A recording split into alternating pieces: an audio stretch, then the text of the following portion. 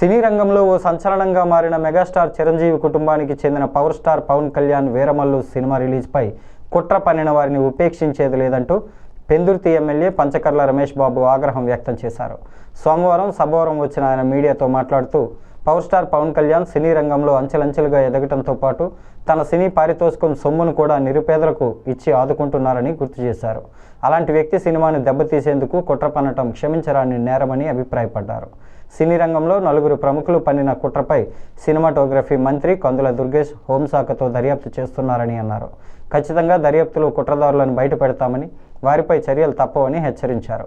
గత ప్రభుత్వాలు సినీ పరిశ్రమను పట్టించుకోకపోగా ఆ రంగంలో విభేదాలు సృష్టించారని, తమ ప్రభుత్వం వచ్చాక ఆంధ్రప్రదేశ్లో అవుట్డోర్ షూటింగ్ తీసుకునే నిర్మాతలకు అనేక రాయితీలు కల్పించామని అన్నారు.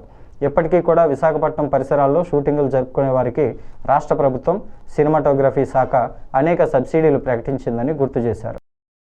చాలా దురదృష్టకరం ఏంటంటే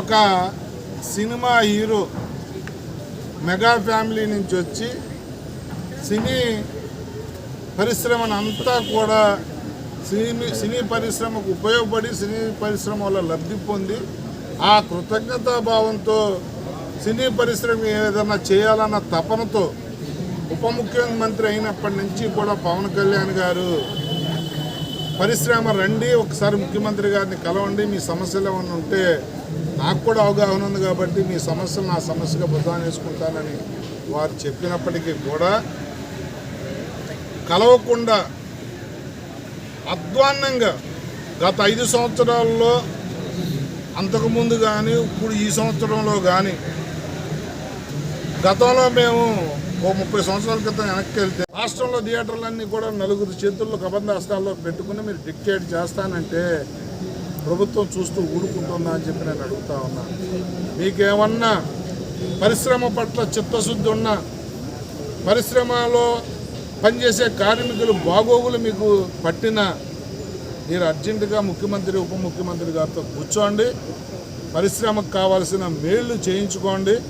ఈ ప్రాంతంలో షూటింగ్ జరగడం వల్ల చాలామందికి ఉపాధి దొరుకుద్ది, చాలామందికి పనులు దొరుకుతాయి, హోటల్స్ ఫుల్ అవుతాయి, టూరిజం పెరుగుద్ది.